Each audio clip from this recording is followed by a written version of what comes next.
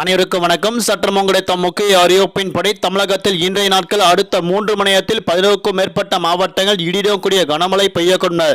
தற்போது சென்னை வானிலை ஆய்வு மையம் முக்கிய அறிவிப்பு ஒன்று கொடுக்கப்பட்டனர். அதன்படி தமிழகத்தில் இன்றைய நாட்கள் எந்த மாவட்டங்கள் கனமழை பெய்யக்கூடும் என்ன முக்கியமான அறிவிப்புகள் எல்லாமே இப்போ நம்ம பிரீஃபாக பார்க்கலாம். மறக்காம ஸ்கிப் பண்ணாம பாருங்க.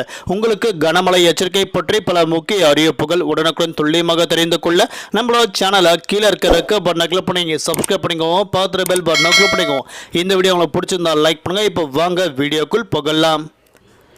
தமிழகத்தில் கடந்த சில நாட்களாக பல்வேறு மாவட்டங்கள் இடியுடன் கூடிய கனமழை பெய்துள்ளது.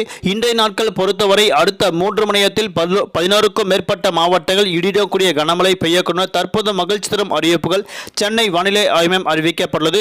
அதன்படி மேற்கு திசை காற்று வேக மாறுபாடு காரணமாக இன்றைய நாட்கள் தமிழ்நாடு, புதுவை, காரைக்கால் பகுதியில் ஆங்காங்கே கனமழையும் குறிப்பிட்ட பகுதிகளுக்கு மட்டும் மிதமான மழை பெய்யக்கூடும் அறிவிக்கப்பட்டனர். அதன்படி இன்றைய நாட்கள் செங்கல்பட்டு, கடலூர், நாகப்பட்டினம், தஞ்சை, சிவகங்கை உள்ளிட்ட மாவட்டங்கள் அதனை சுற்றுவட்டார பகுதியில் இன்றைய நாட்கள் மிதமான மழை பெய்யக்கூடும் அறிவிக்கப்பட்டனர். அதே போன்று திருவள்ளூர், புதுக்கோட்டை, ராமநாதபுரம், விருதுநகர், நீலகிரி, கோவை உட்பட்ட பல்வேறு மாவட்டங்கள் இன்றைய நாட்கள் இடியுடன் கூடிய கனமழை பெய்யக்கூடும். தற்போது சென்னை வானிலை ஆய்வு மையம் முக்கிய அறிவிப்பு கொடுக்கப்பட்டனர்.